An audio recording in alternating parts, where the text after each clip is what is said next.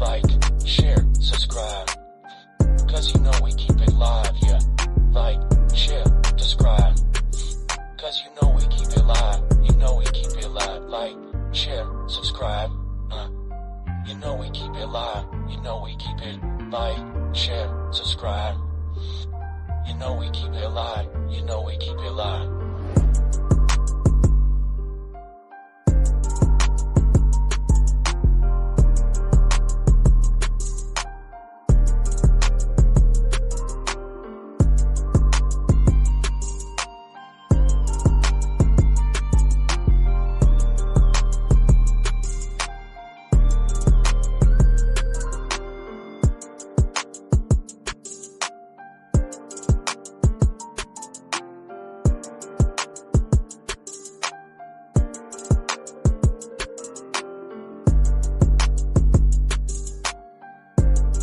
What's going on, family?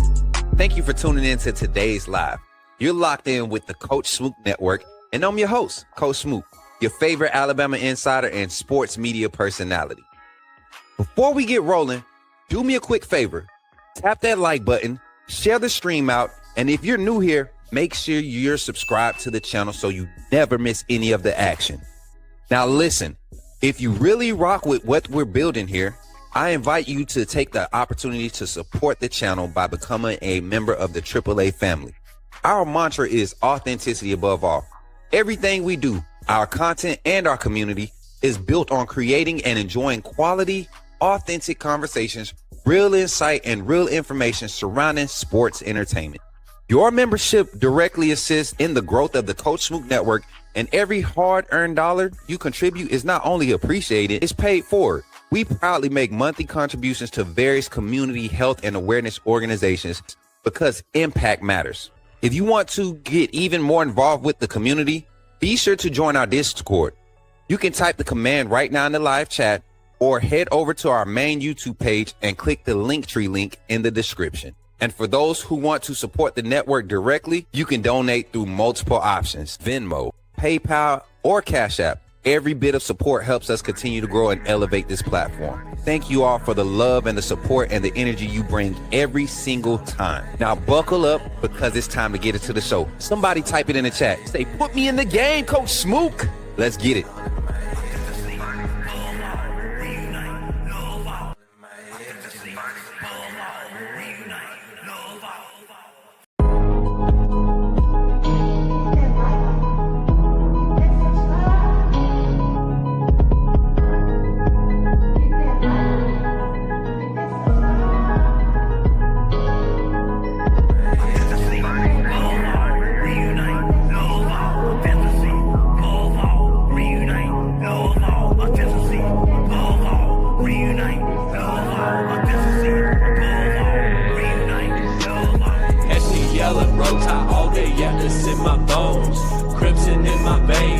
Bama in the microphone. Look me up on YouTube. True cut straight from the stone. Ain't no selling fairy tales. I'm exposing what they want. Alabama football, yeah, I live it, yeah, I breathe it. From the streets to the bleachers, every angle, yeah, I see it. Film study so militant. I ain't guessing a thing. Break it down, every snap is like a coach of the team. Authenticity above all, that's where I stand. If you ain't a real fan, you'll fail with the fan. They tried to box me in, and I keep it though off the frame. Turn the pressure into power. Put my stamp on the game. Put me in the game, coach. In the game. Put me in the game, coach. Smook, that's what they saying. Put me in the game, coach. In the game. Put me in the game, coach. Smook, that's what they saying. Players and the staff are pulling up right now for today's scrimmage. Coach David Ballou in the front. Y'all can see everybody pulling up, man. Them boys over there. Look at Deontay.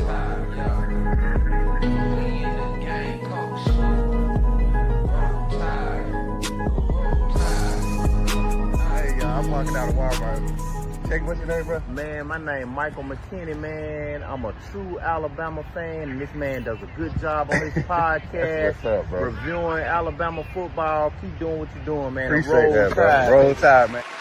Let's go, AAA family. Welcome in. It's your boy, Coach Smook, here on the Coach Smook Network. Good morning, everybody. Good morning. Y'all, it is a crazy day already. I'm telling y'all, man. I'm telling y'all, it is a crazy day already. We just confirmed two more special guests. We got two more special guests for our Bigger Than Ball series. And I think y'all going to be super excited about one. Oh, dang, crowd loud. That applause was loud. But I think y'all going to be super excited about one. This one came out of left field. Didn't know it was going to happen. I can't say the name yet. This one it requires like it requires the contract and everything. Like it's gonna be real, y'all. Hold on, I'm gonna be smiling a lot today. I don't need my well, you don't need your lips chapped when you be smiling a lot, man. For real, man. I think I be listen. Nah, but for real, y'all.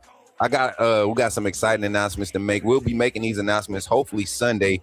Aligned with some graphics and things. Shout out to our graphics, our graphic design manager, Thad, man. He been doing his thing. I mean, like, really been putting in the work the last, the week? We had a conversation last week about where the direction of the brand and how things are moving.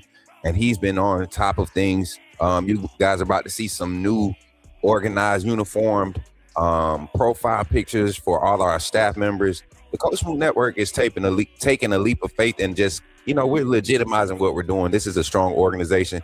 And I love being a part of this team. I love having these people part of the vision. And I appreciate every member of the AAA family, every member, every supporter, every person on each platform that ever interacts with this content and is sharing it. And if you see me in the streets, I really need you to say, put me in the game, Coach Smook, because we're starting to deploy our vlog content. We're going to get ready to start doing more of that. So I will be having a cameraman with me because I do stop and have a lot of conversations about Bama football with random Bama fans. And, we just want to catch moments as the brand transitions into this next phase. I'm telling you, God really has something in store for us. But it's not just about me, man. It's about the team coming together. It's about the community coming together. And it's about the conversations that we create and the information that we provide around it. So everybody's been fussing at me for not doing, and I say fussing because y'all have been in the comments trying to figure out why haven't Coach Smook done a film review on the Portal guys. Well, all right, had to make sure. One, guys, we had to make sure that the guys that we were aiming for and targeting were in-house. I didn't want to just keep on doing like broken film reviews and things of that nature. I'm sorry, I had to plug my headphones back in. But I didn't just want to keep doing broken film reviews and just, every time somebody got signed, you go on, you see somebody doing a clip on it. They don't really look at, the growth of them. So we kind of just waited for the whole portal, the majority, the bulk of the portal signees were on, and then now we got a good collective group. And shout out to my field team, field staff, Zach and Big Homie, man. They did some quality work and going to get us some clips so we don't get copyrighted today. So if y'all help us, man, if y'all help us out today by sharing this out, letting your boy know that is letting everybody know that your boy is live here on the Coach Smook Network. And I want to do a roll call real quick before we get into the show today, man. We got a light crowd this morning. I know everybody doesn't expect us to go live early on Wednesdays. They're expecting the gaming content. I don't know if I got the mental fortitude TikTok for the see. This is why I don't talk to my community for real, because y'all be laughing at me. I don't think I have the mental fortitude to handle the gaming content today. I have so much. And it's not a bad thing. Y'all don't mind. Y'all know I don't mind just playing the game and whatever. But I think it's more so just the fact I have so much going on with the brand. We have so many opportunities coming up. It's like, that's where my energy is. And I don't know if gaming, because y'all don't really come through and rock with it. Y'all don't really be rocking. Well, we have like maybe 15, 20 people consistently come through. But we trying to utilize that to help the community grow, but the community right now is growing and thriving because of what we do, which is create conversation around sports entertainment. So hopefully today on this live stream we can fit those needs, but we're going to go ahead and get started with our roll call here on the Coach Smook Network. Man, make sure y'all tap in And when you type your comment, your Roll Tide or your AAA, what's up, however you do it, make sure you type where you watching from, man. I want to know where you watching from. Shout out to the first comment on the stream, Dominique Mason. Appreciate you, Roll Tide. Welcome in. Khalil Cooper's in the chat on YouTube. What's up, Khalil? Good to see you, Roll Tide, man. Mary J is in the chat with her new profile pic, y'all. Don't that profile pic look good with that little Coach Smook Network still? We got some new ones popping up too, man. We got some official ones. Those are just the preludes. What's up, Urban Essence? Good to see my beautiful sister in the chat, man. Good to see you, girl. My boy Zach, sporting the Coach Smook Network brand. Look at, man, it looks good, y'all. Roll Tide, Zach. Good to see you. Deron Jenkins Jr. You never told me if it was Darren or Deron. Or did he? And I just missed it. I probably missed the last show. Rob Baker, what's good, brother? Where your wristband? Huh? Where your wristband, brother? You better get you a wristband. Jarvis Malone. Hey, Juvie, you know you got to get you a wristband. You've been rocking with me too long, bro. You've been rocking with me too long. Chastity, the brand manager, is helping the brand grow. I think this woman has been working probably like twice as hard for the brand. Or twice as much. I ain't gonna say twice as hard. She's been working twice as much for the brand because of the type of moves she's making, and people are just so interested in what's happening. Shout out to chat, man. Y'all give it up for her in the chat. Roll Tide says, good morning, Roll Tide. JB, good to see you, man. Good to see you in the chat. My brother Sully, man, we need some more reactions, Sully. We been missing out on the reactions. We need to get a fire on the Sully. We need some reactions. I'm gonna start reacting to Sully's reacts. Sully reactions. That's what I'm gonna start. Make sure y'all go check my brother's channel out, man, and give him a subscription. He should already be at 1K already. He should already be at 1K. His content is way more quality. His reaction is way more quality than some of the stuff y'all be watching. I guarantee you. Go check him out. What's up, Trey Town? Is that Trey Town? What's good, Coach? Dallas, Texas in the house. Let's go. We all the way in Texas this morning. That's what I'm talking about. Speaking of Texas, man, we'll be making a lot of trips to Texas this offseason. 7-on-7 season is about to get crazy. 7-on-7 season is about to get crazy, and Coach Smook Network is about to put their footprint in it. We actually going to be going up to do a interaction with C1N coming up real soon. So if y'all don't know who C1N, like my boy Mac Moolah say, do your homework. You know what I'm saying? Shout out to everybody in the chat. What's up, JB? He say down in Florida. Let's go. Pensacola in the house. Let's go.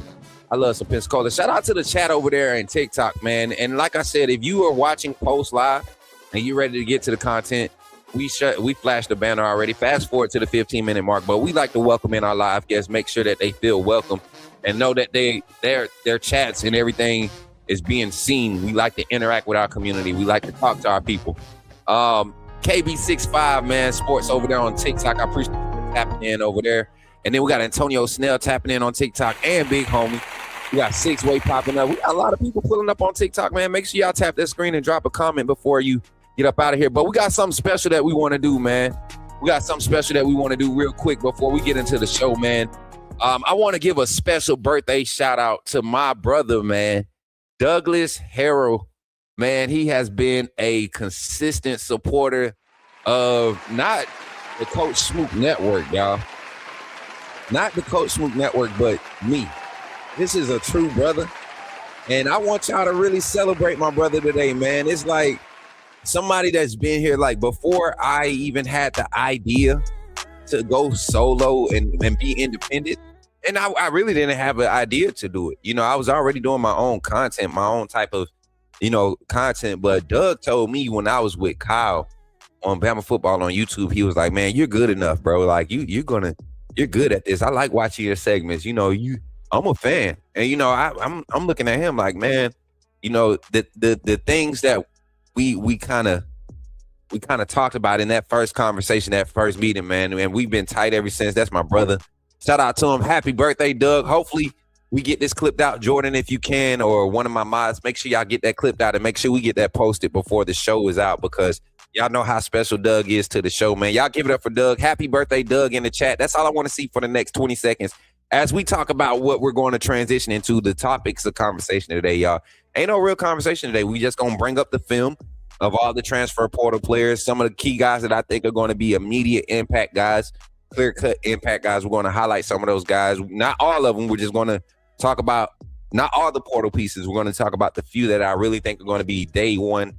Brought them in. Let's get them active. They don't have to beat out nobody. This is the guy that's going to be a leader for this position or this position group. I think we're going to be able to get into that conversation today, breaking down that film and seeing why they bring value to the Alabama football roster going into this 2026-27 season. And then we will go into the early conversation surrounding the quarterback battle. You all know my feels on this. You all knew my feels on this coming into the season last year with Keelan Russell, the 5-star freshman quarterback. He was coming in now, red shirt freshman. He and Austin Mack are the front runners to battle for QB1. We've been hearing great things about Seaborn and Tawai. I done messed up and put both the boys' name together. Y'all gonna have to help me with that.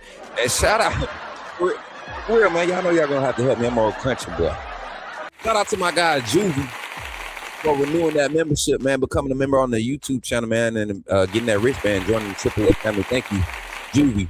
And for everybody, don't forget, as we get into the show, man, we still have our merch, man. We are trying to maximize these last few weeks that we will have on this merch platform. Guys, go check out the merch. We have discounts. This is the lowest prices that we've been able to do this because we've already put in our notice. We're going with a new, we're planning to go with a new printing so we can have more direct orders. And the printing and the quality is guaranteed to be consistent, but also we're just trying to give ourselves we're trying to expand to where when we have merch ideas, when you all want something in high demand, we can start getting printed and shipped off to you a lot quicker, and you will have some actual customer support that you'll be talking to, an actual brand that we're supporting that's kind of like taking on the same leap of faith that I am. All right, so we'll get into all that today. But we'll definitely open up the phone line so we can get y'all all your reactions to all the conversations today, especially for the QB1 battle, way too early QB1 battle. So you ready to get into the show? Let's jump into it here on the Coach Smook Network. Somebody type it in the chat. Say, put me in the game, Coach Smook. Let's do it, chat. I'm ready. You ready? Let's do it. You're talking about Jalen Milroe and the Pips? The perfect weak side linebacker, right? Put him next to the mic. Not going to take up a lot of time, but I want to say that I'm excited about what. Okay, forgive me, my brother. What's on your mind? Oh, I'm good. I'm just feel sorry for all the other content creators now that we have this mega star back in our presence. All right, Kat, let's get into it, man. I want to break down some film today. We got our list of portal players, the portal entries. And I'm excited about this group, man. I'm glad we didn't go out and get no divas, no big names that's like looking for, that came in begging for money. We got some guys that compete on film. I go back and I watched one commit that we got out the portal, Devin Tomkins, Devon, I think it's Devon. But I'm excited to see how he plays in the SEC with this level, because he played hard for USC this past season. I want to see. He was kind of one that stood out to me, but the young man out of Mississippi State, I'm excited to see that energy on field. Let me pull this other profile up right here. I want to pull this other set of notes up.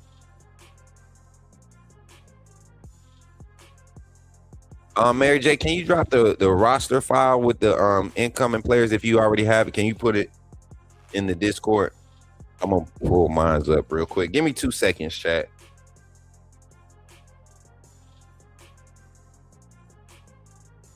I gotta find it, 20.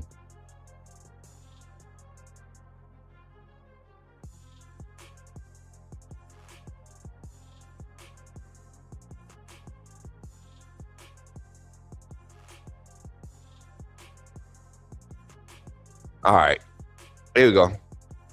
So I got, okay, they're all 4 files. I'll wait for it. But it was some guys that I just kind of popped off the screen when we look at the names, we look at their film, right? It was just a few players that I want to highlight today and kind of give you a good idea of what to expect from them and how they'll basically impact the game plan or the production on the field. Now, what I will say is, as far as the anatomical makeup of personnel that we went out and got, I didn't see a change as far as the type of defensive tackles we went after. I didn't see a change in the framework or the size of guys when it came to that bandit position, padding some depth there. The linebacker that we went out and got kind of fits the same frame as we saw as Justice Jefferson, Deontay Lawson, what's currently on roster with the young talent.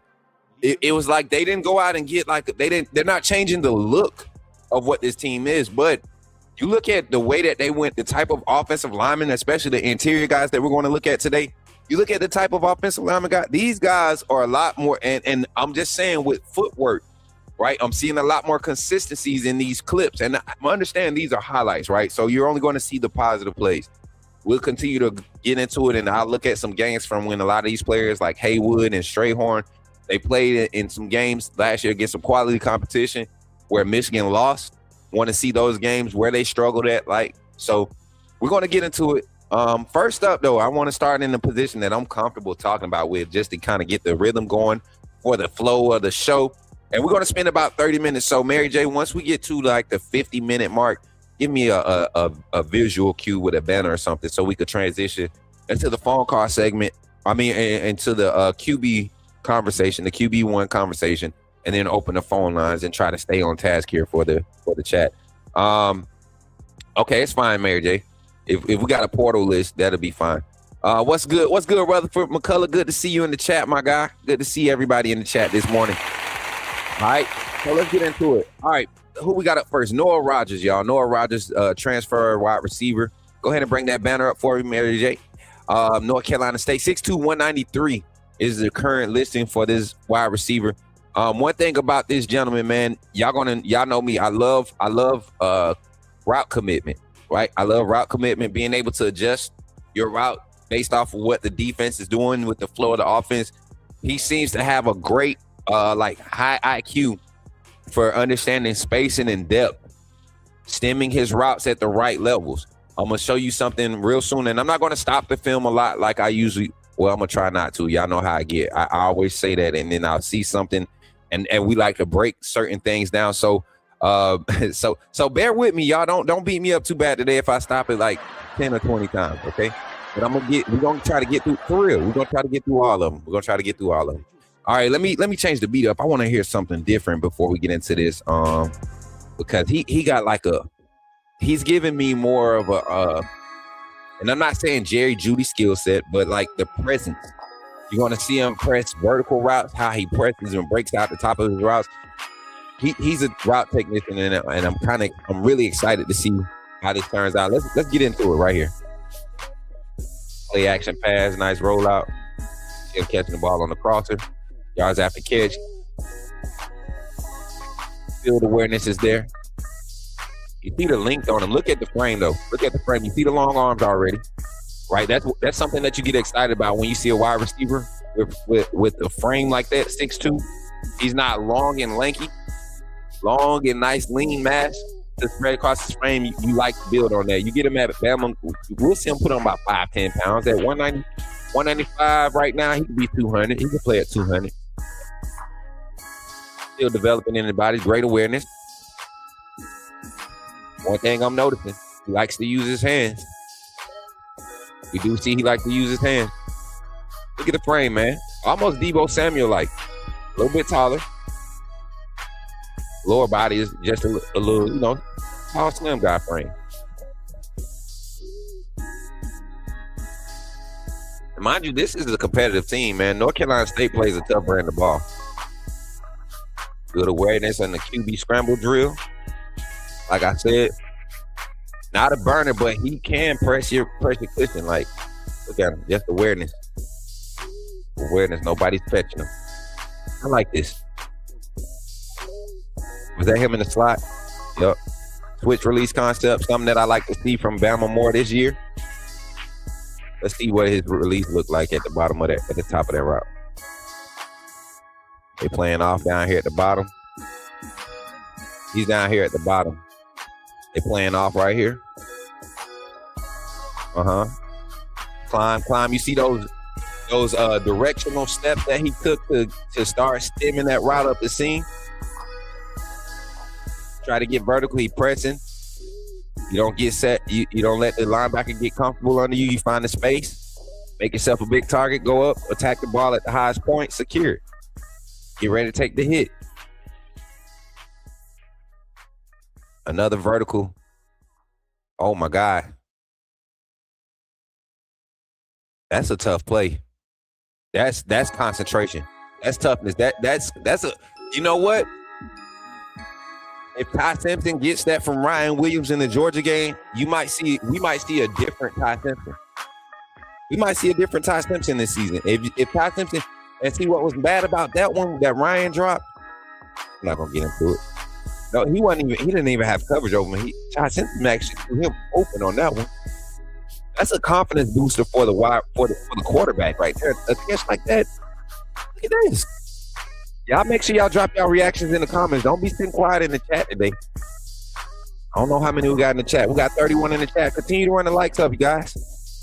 Continue to run the likes up. 21 likes on the stream. Give me your thoughts, man. Immediate day one impact, or I think so. I think this is a day one starter. 6'2" frame. I think right now you like what you have with Derek Meadows at the X position. I think you like what you have in Sedarian Morgan and letting him be a early true freshman impact. He's not coming in to sit. Guarantee that the X position is going to have a solid 2-man rotation. You love to see something like this at the Z. And there, hey, everybody talking about Ryan Williams needs to be out on the boundary.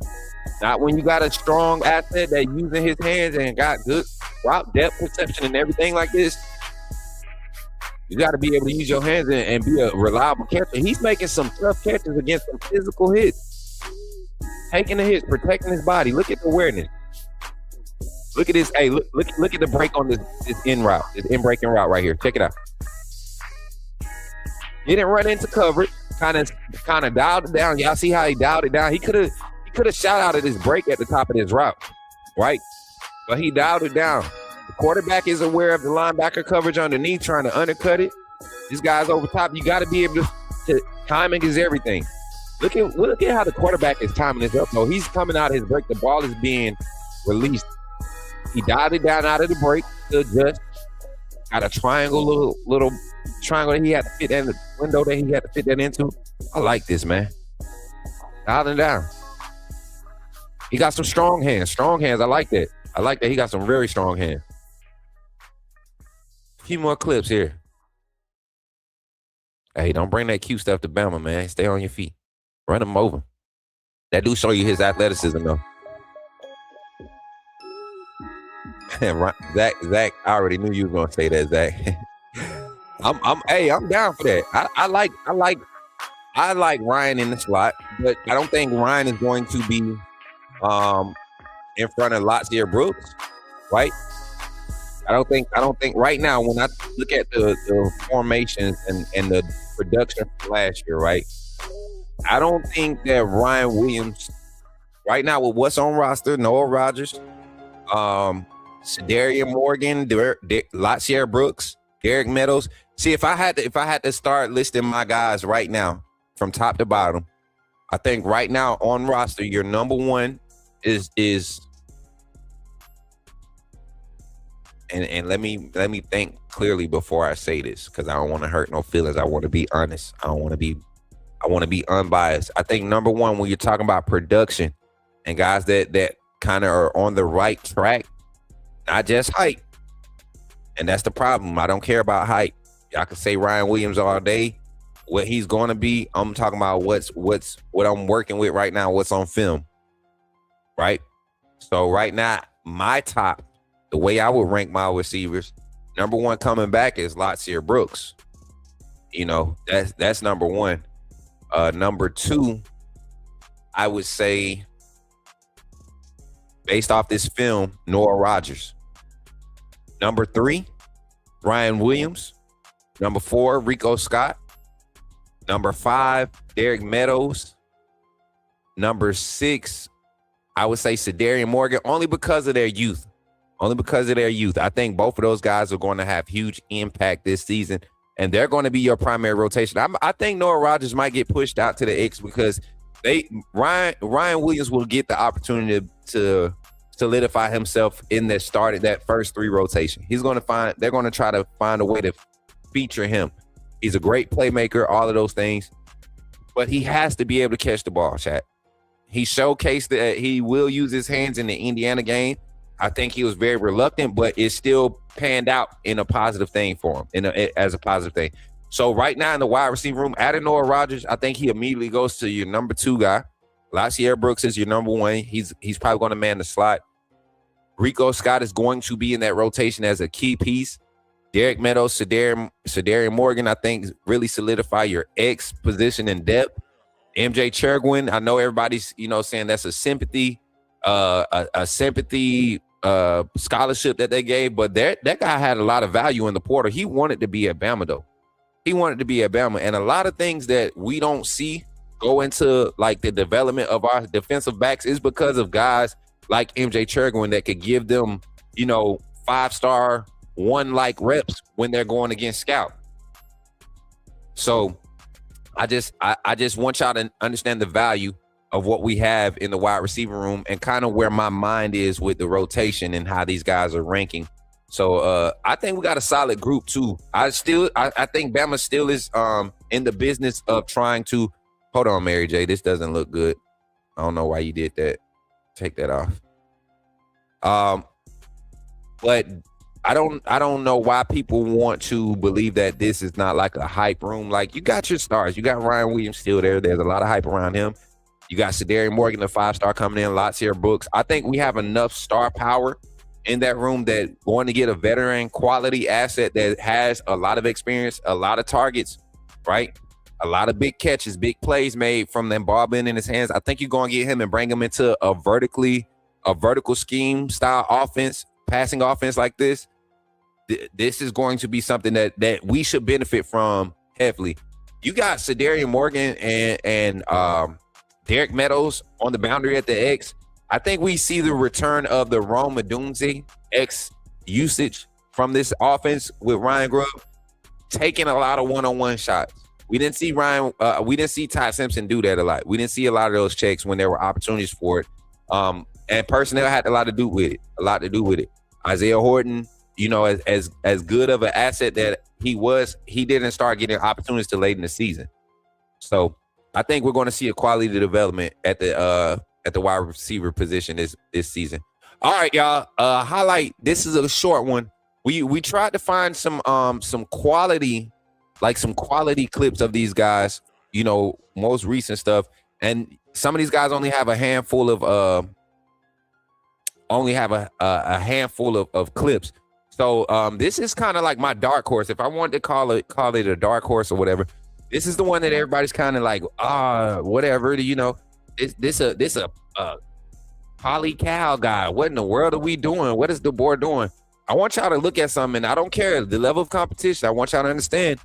I want y'all to look at the mechanics in some of these clips. Now, I only watched the first 30 seconds. It's only 2 minutes. I watched the first 30 seconds, the first rep. And it's something to be said about this. If this is what we're going to get consistently from this young man, I think when he's surrounded by other quality assets at this level, mind you, when guys come up from lower levels, they're not coming up and being the best guy no more. They're coming up to be one of the best guys surrounded by other good guys. It's kind of like the general mindset around it. So let's check them out. Racin, what is it? Racin Delgatty? Racin? Is it Racin Delgatty? We're going to check out his film here on the Coach Smook Network. Hey, y'all, make sure y'all continue running the likes up in the chat. Let me know how you feeling and what you think about our film breakdown. Let me go to the right. Doggone thing. Let me see. Do I need to adjust the camera for this one? I kind of like this little view too, y'all. I think I'm going to bring this above. I'm going to bring it up. I'm going to layer it over my camera. How about that? We'll layer it. We'll layer it over my camera. How about that? How about that, chat?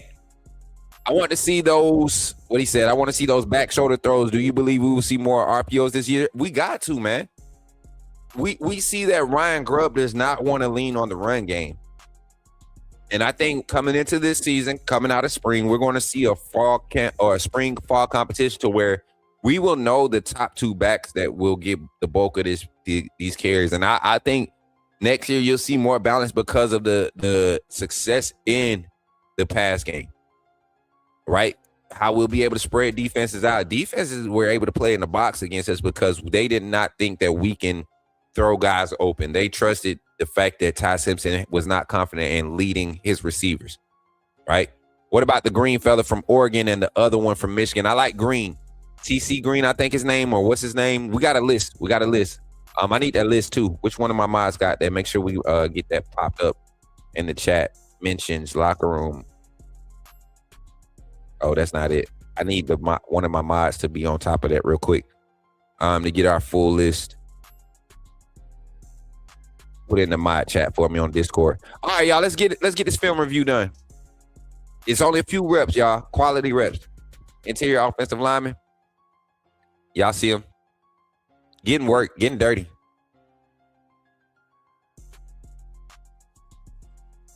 That's a center rep. Look at how fast he gets out in space, chat. Look how fast he gets out in space. Just snap and getting out.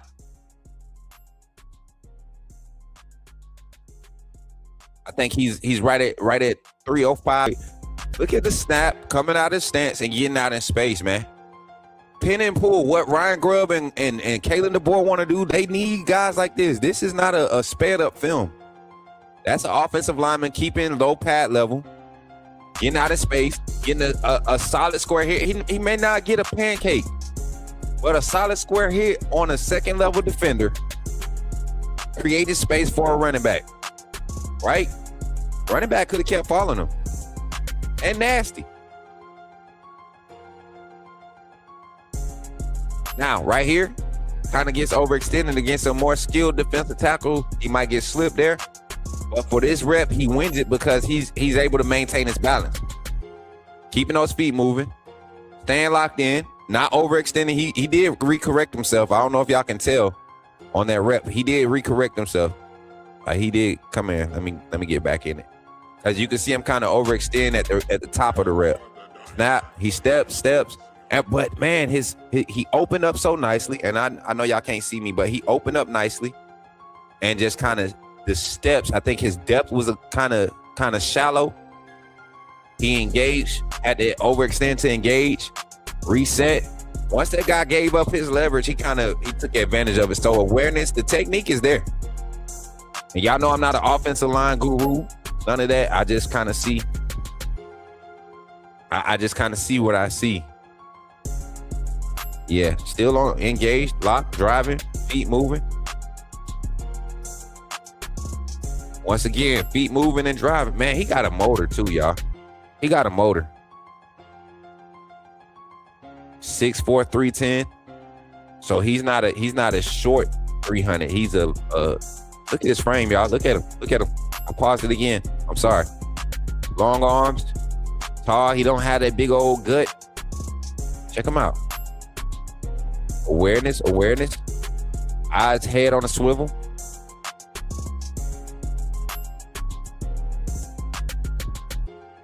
Ooh! Go bite. See, that's what you want to see, man. Not dropping his head. None of that. Squaring up.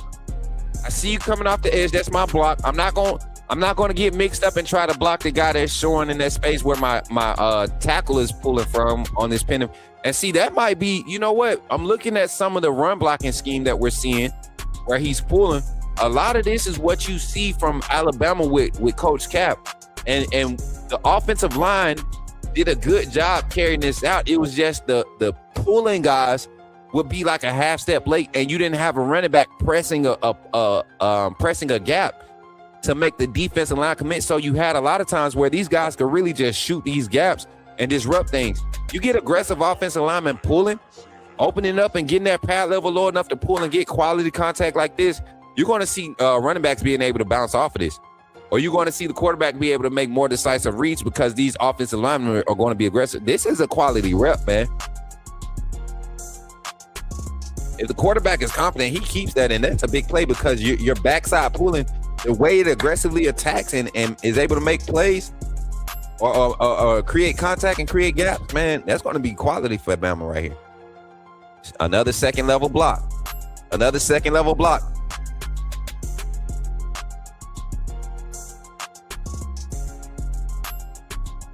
On special teams, no way. No way he broke down and caught the tackle.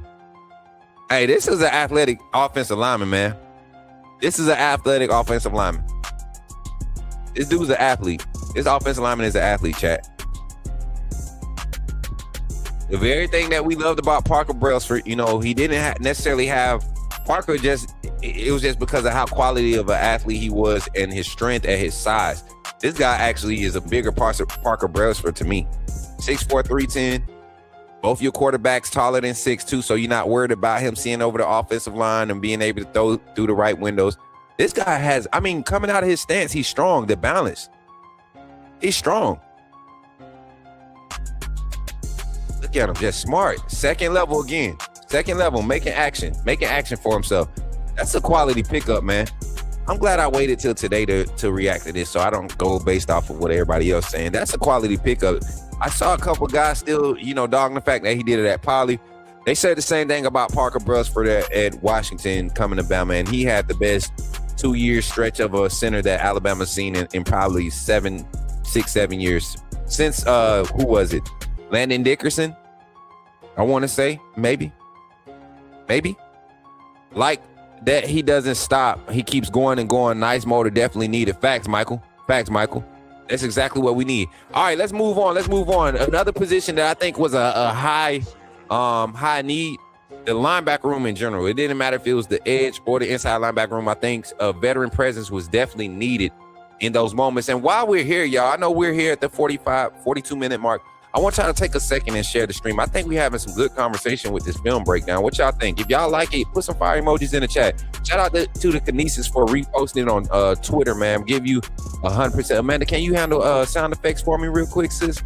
Give him a applause real quick. And then shout out to my brother, Alabama Richie with the 20 roses here on TikTok, man. Give it up for Alabama Richie here on the Coach Smook Network. Uh-oh. Is Amanda back here? You awake, girl? Wake up, girl. We need some applause. Yeah, you going? I got it now.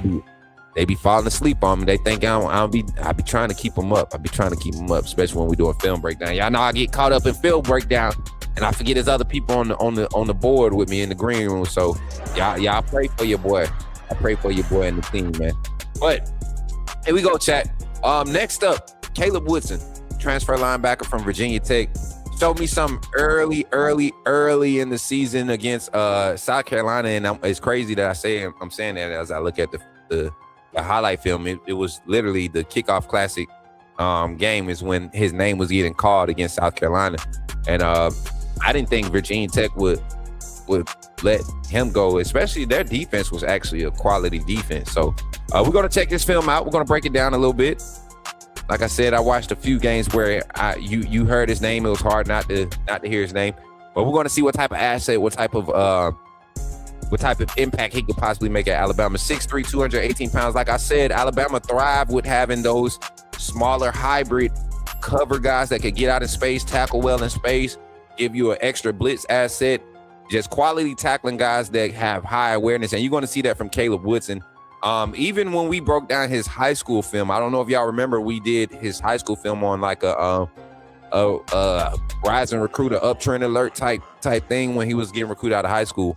I mean, he's gotten better. Being at Virginia Tech really did him some quality as far as his development. So let's get into it, chat, here on the Coach Smook Network. Remember to drop the likes, man. Continue to tap that screen on TikTok, share it on Twitter, all that good stuff. Let's start this rep over. I'm sorry. Coming downhill, making tackles. Coming downhill, like I said, he gives you kind of like a strong safety. Like and this is something funny that I kind of want to talk about now that we're here talking. I get what what's his name was saying. Clint Lamb was saying when he was talking about breaking down the film for Bray Hubbard, and basically was calling him a dime linebacker because of his alignment. But He's definitely not playing dime linebacker. Now, when you come out and some dime says you sometimes you only have one linebacker, right? You might have 4 down linemen, 1 linebacker, and then you'll have 6 defensive backs. Or you'll go 3 down linemen, 2 linebackers, and 6 defensive backs. So I get what he was saying. I think you go and get an asset like this, like Caleb Woodson, because you don't want to bring your defensive backs into the box like that. We saw how ineffective it was when you have even though Bray Hubbard gives you linebacker-like play from the 2nd level, it's because he's able to work down from the 3rd level, right? He's able to work down for so deep, see things from a different depth. When he's in the box, as far as like playing that linebacker position, he's not used to that vision and coverage. The type of checks you go through is more fluid for a natural linebacker to be in that spot. You go and get an asset like Caleb Woodson, that's what you're getting. So let's watch it. Let's break it down. Once again, not hesitant. Diagnosis plays early. Jumps on his keys early.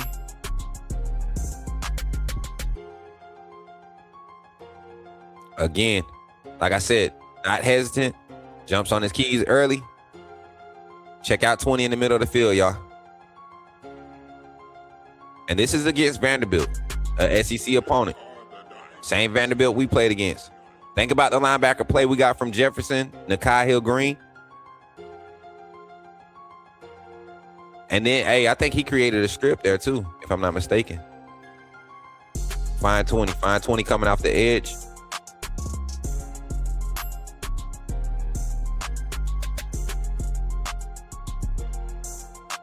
As far as the speed aspect, the lateral speed aspect, looking at him like right now,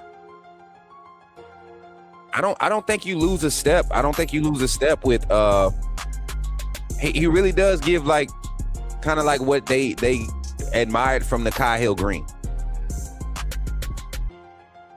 Come up, make a play.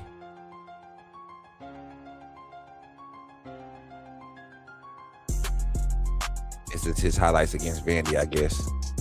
This is a quality game to watch too, man. Look at how active he is, man, against the run. Diagnosing the quarterback run. And my problem is I'm not only paying attention to him. I'm not only trying to find 20. I'm also looking at some of the things that the defensive line is doing in front of him, because at Bama, our defensive front might have different stunts and things that he's not used to that might require him to work through a little bit more traffic. We saw a lot of times at the 2nd level, our linebackers were having to fight off tight ends, tackles, guards, all of that because of some of the stunts that were up front. You know, and it relies so heavily on 2nd level run support, you know, so I pay attention to all of that. I pay attention to all that and how he reacts, but he seems to diagnose plays really well. When he has like solo assignments where he's attacking a gap, his timing to attack gaps is pretty solid. Like that stunt there, they look like a D tackle, like 1-5 stunt, 1-5 stunt.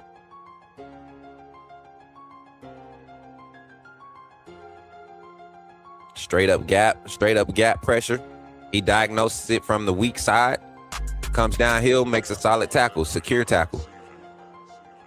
And it looks like he's playing more weak side linebacker than Mike linebacker too, chat. Just based off the alignment.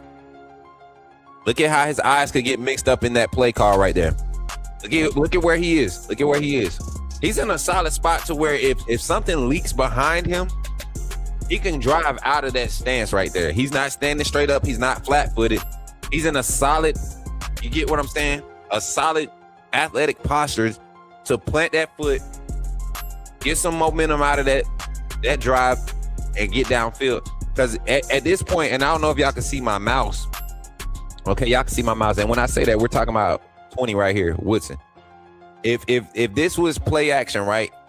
If this is play action, whatever, read, and Pavia pulls this and rolls out, he has enough leverage right now to plant his foot and drive out of that, and maybe have to go with this eligible receiver coming out the backfield, this tight end, H-back, or getting depth to have to guard this guy going on the wheel, but this should be covered out there. So I'm just saying, for his assignment, how he's playing it, he's not 6-7 yards downfield, giving the H-back momentum or the guard's momentum to climb. He's still pressing the line of scrimmage, but also maintaining that balance and that posture to be able to get out of there and cover downfield. And then once he finds the ball, he goes and gets it. So love to see the activity there. Now look at this stunt here. Okay, yeah, we did have a D tackle, so that's like a Dallas 15. That's what we used to call it. Like you just call your position, give him a name, and you call it the numbers you want him to, the gap you want him to stunt to. Woodson got some fire too, man. I like him because he got so much speed, y'all. Look at the speed. This is a quality film too. Don't make a play. Don't make a play. Awareness is there.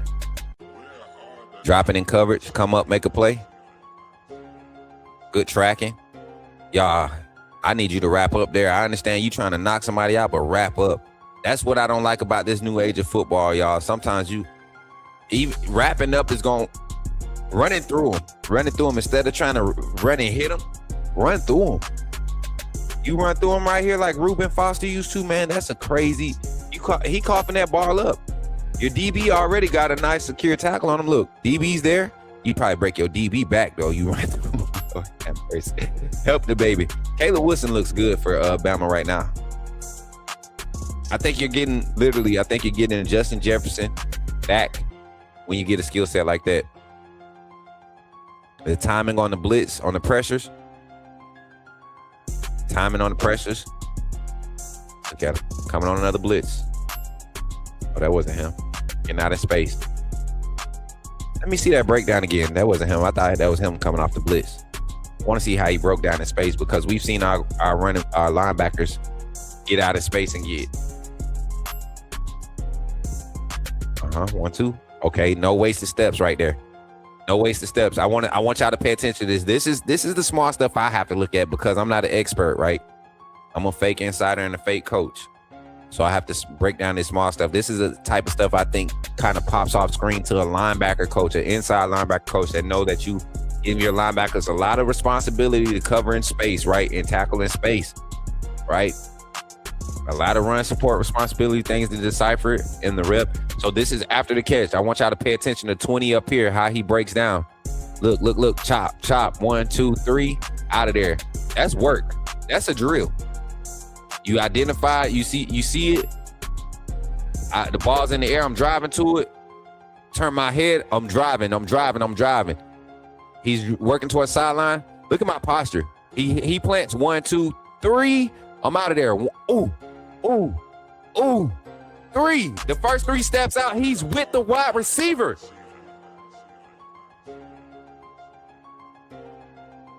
Hey, Jason, I'm glad you just put that on screen because that makes sense. That's better than what we get from some DBs, though, man.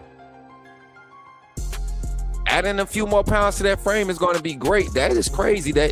I'm glad you identified that. I didn't know he was a converted receiver. Safety. I know he played a lot of linebacker in high school. I know he played safety in high school. I didn't know he got recruited to Virginia Tech as a safety. Is that what you're saying? That'll be some good stuff to know. Yeah, that's a quality rep, y'all. That's a quality rep. I'm sorry I got excited about that. That just made, I had to slow that down for y'all just to kind of highlight how significant that is. A lot of times you see linebackers overplay or they get their ankles broke on plays like that. I'm a USC guy, and our biggest deficiencies was that linebacker position. Without number one class coming in, we have some good looking kids coming in at linebacker. Oh, Paul Sturgis, appreciate you for tapping in, USC guy. Hey, y'all do have some quality young talent. And USC gonna probably suffer a bit for these next 2 years. But if y'all can keep them guys, which is gonna be hard to do, if they're playing, you might be able to keep them. But it's gonna be hard to get them to believe if you don't surround them with some veteran presence. The young guys is just not. It's not a thing that's been proven to win early in this portal era of college football to have such a young roster. This guy is physical, man. He knows how to find the ball. That's all I can see right now. He knows how to find the ball. He has the speed and quickness. He has the tenacity you want from a linebacker. He's not shying away from contact. He's not throwing his shoulder a lot. I mean, he's coming down and filling gaps, man. He's holding up. He's punching gaps. He's vicious off the. Look at how he rips off this block. Look how he rips off this block right here. Man, you're gonna need a lot of eye candy to get this guy, catch this guy slipping. Devin Tomkins. Let's talk about him. The transfer from USC. I want to get him in before we open this phone line, Mary J. And then we're going to continue to do this. We're going to probably do 3 to 5 a day. We're going to continue to do this, and then that'll be some good quality content, I think, over the next few days while it's a dead period between now and spring ball. Devin Tomkins, D lineman, 6'5", 220 from USC, coming in to basically, I think he's coming in to be a bandit asset, right? I think playing at that 240, 245 range, we saw Yanzi Pierre have success, and I think that's what they want to kind of pad. They're going to consolidate all the defensive linemen, all of those bigger frame defensive linemen that were playing bandit. I think Alabama's going to a smaller front, 4 down linemen, majority sets calls like that. I think they're going to get smaller and put all your athletic guys that were playing at the bandit position trying to man that edge. I think you're going to slide them inside, let them use their athleticism and their strength to cover short range, lateral quickness, all of that stuff on the interior, create that disruption, mixing it up with some of your run stuffers, some of your short, stocky guys that's going to build. And then you're going to basically change the bandit to a big wolf is what I think is going to become. Not necessarily as far as like terminology, but that's what it's going to look like. You're going to see your wolf room, the guys get in transition to that room and the guys currently there. I think there'll be a framework of what you see. From 225 to 240, you'll see your small wolf, your pass rush specialist. And then you're going to see your big pass rush specialist, kind of like Tompkins. I think he's going to get to that 235, 245, 250 range and be able to man that spot. But Yanzi Pierre is going to be one of those big wolf archetypes. Like this is the guy that when we want to go and recruit guys, we want guys that look like Yanzi Pierre. You look at Devin Tomkins, he kind of has that frame of Yanzi, same length, just not the size as of yet. But you look at how he pops on film. I'm gonna just let it run. Bring the banner up for me. Just disruptive, slippery, length, slippery, athleticism, natural athleticism. What you want to see when you play light fronts, you want guys that can win. That can get off the ball. Look, hands, just active hands, violent hands, chopping every time, feet always driving. He's always active. And I think that 220 weight might be wrong, Mary J. He's definitely not 220. Is that an 8? He's definitely not 220. I want to say he's 260, 255, 260. Yeah, I was about to say, Mary J, you got to fix that. But he's going to be like your big wolf archetype. He's going to be like your big wolf archetype coming off the edge. I don't think we won't see him at a lot of interior reps for Bama's defense. He's going to be what Keon Keeley was supposed to be at the Bandit. I think we'll see him play at like 275. Why do you? I got it.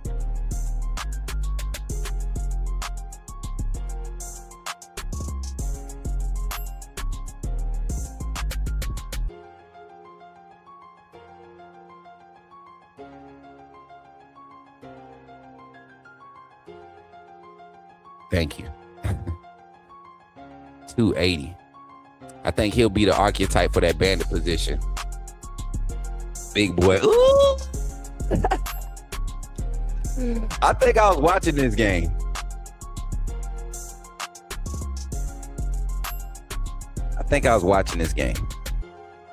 But I think he'll be your archetype for the big wolf bandit. And I say that because you look at what's on roster, right? You see him working crazy from the interior.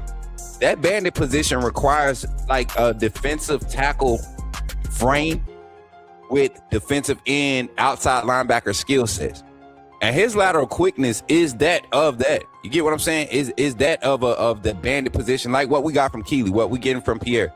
I think when you see those pass rush sets, like what we used to get out of the cheetah set, right, with our pass rush sets, I think he'll be the key interior asset, along with Jeremiah Beamans, along with London Simmons. Those guys being able to have two-man fronts with these frame guys that require multiple assets and blocking, you're not going to have a lot of success going one-on-one with Beeman and London Simmons or Beeman and Tompkins, right? And then you got to deal with Yanzi Pierre and Justin Hill coming off the edge, or Yanzi Pierre and the other young man we got coming off the edge now. I forget the young man's name, just came out the portal. What's his name? The other young man just came out the portal. I can't remember right now. Caleb Smith. Get him on the edge. Man, it's going to be crazy, man. It's going to be crazy. And honestly, I'm thinking about it now as I continue to speak on it. Let me retract some of the things I said. I think Alabama right now, the way that they're going to get smaller at their bandit position is not necessarily like a framework thing. I think it's just a skill set. I think you're going to get guys that have more pass rush abilities. Caleb Smith coming off the edge, I think he's going to be another bandit piece, another big wolf bandit asset for the D-line. Because the wolf room right now, like what we have traditionally set up with this scheme, with the wolf, I think right now on roster you have Justin Hill, you got Yanzi Pierre, and you got, who is it? Who else is left there? Justin Hill, Yanzi Pierre. I mean, is Duke Johnson going back? And then you'll have Caleb Smith there in that rotation. So, and you look at the bandit position, right? You get a guy like this, Tomkins, with Patua Henry. We saw 14 go crazy last season. Caleb Smith. This could be a crazy defensive line rotation. Then your interior, Tompkins. Well, Tompkins gonna be at that bandit, but then you be able to Beeman, Tompkins, Fager, Bola, Mduma, and London Simmons, Edric Hill, Big E, man. Hill and Fager on goal line. Give it to me. Anything red zone goal line. This dude's disruptive, man. This dude's disruptive. They want impact.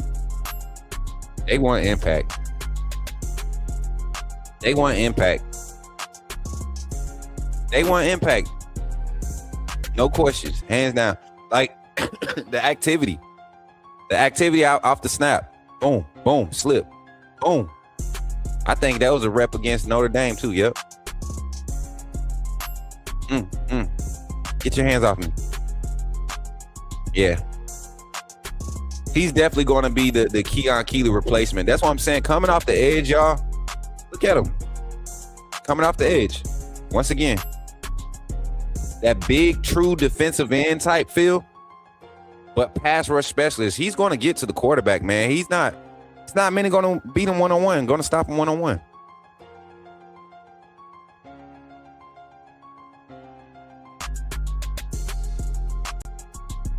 And then look, y'all know y'all don't like the 3-down lineman. That's a 3-down set, right? That's a 3-down set.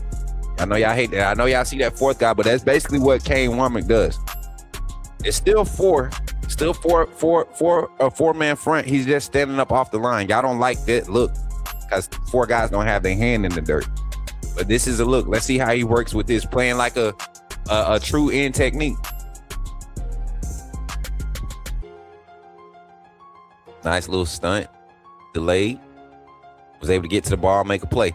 I like Devin Tomkins. All right, y'all, we're going to take a quick infomercial break, and then once we come back, we're going to have our conversation discussing the QB1 topic, giving our thoughts on the initial QB1 battle going into the spring. Hopefully, y'all are excited about these players. We looked at Noah Rogers today.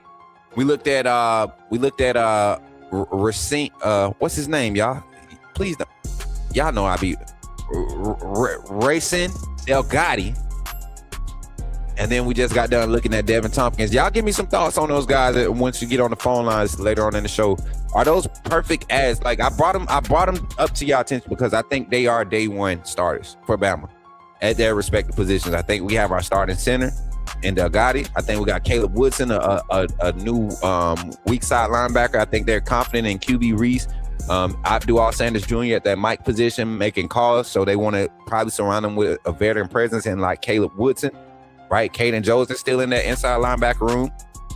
And then Tompkins getting on that D-line rotation right there, the bandit position, creating that new, solidifying that new big wolf, the bandit edge pass rush specialist for the every down sets to couple with that wolf position. I like what I'm seeing. And Noah Rogers, the wide receiver, I think is going to be a huge asset in this wide receiver room, being able to extensively play that Z or X spot. I think he's going to be a good add for this roster this year going into the 26-27 season. But we're going to take a quick break here. And if you're not a member of the AAA family, man, you need to go ahead and think about becoming a member, man. I'm telling y'all, we got member content coming up this offseason. I'm not going to let everybody see what we're doing behind the scenes. My members are going to have like a week access to some things before some of just the subscribers. So think about becoming a member and supporting the Coach Smook Network, because we are doing something to grow. And this is how you do it. Check it out. Glad you chose to stop by the channel today. Just wanted to give you an opportunity to really become a part of this community here at the Coach Smook Network. We like to call ourselves the AAA family. The AAA stands for authenticity above all. We just want to give you an opportunity to become a part of this community because we're growing and we're doing something special here as a fan base, not just for Alabama, but the fan community as a whole. We're creating an environment where it's safe to be yourself, be authentic, and meet people who share the same passion you share, whether it's for the same team or not. You can do this by becoming a member of the AAA family. You simply start by just clicking the link provided to you by one of the moderators in the chat, or it'll be pinned to the top of the chat. Click that link. It'll bring you to my homepage. When you get to my homepage, make sure you hit the notification button and turn on all notifications. Understand that there are multiple ways to support the channel, and each level has its perks. You can go through and read each perk. As we continue to grow, new perks will be added to each level. One thing we would like to highlight that all AAA members are greatly appreciated. It does not go unnoticed that you have taken time and hard-earned money to support this channel. Once you join, YouTube is going to ask for some payment information, and make sure you monitor your subscription dates. Also, if you really want to get interactive with the community and find out what's going on, think about joining our Discord family. This is where you can get into all the fan talk of the community, and also there are networking opportunities. Please be mindful that there are rules and that we expect everyone to treat everyone with respect. Also, if you're looking to partner with Coach Smook Network or sponsor, please hit us up at coachsmooknetwork@gmail.com, and our staff will get back to you in a timely manner. I'm your boy Coach Smook of the Coach Smook Network, and I thank you for supporting this channel.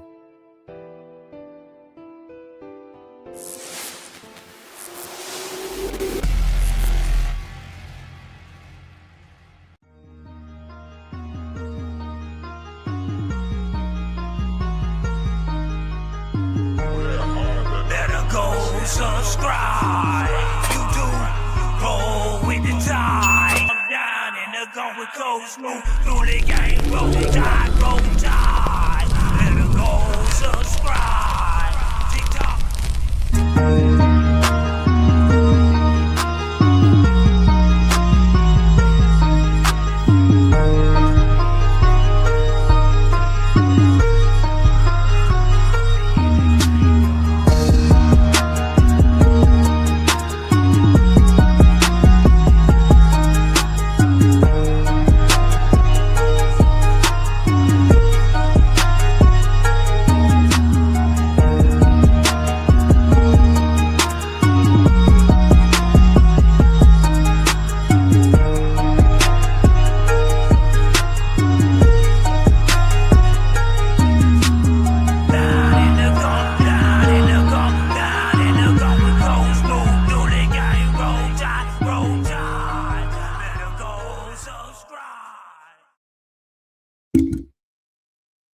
Let's go, AAA family. Appreciate y'all for tapping in with your boy.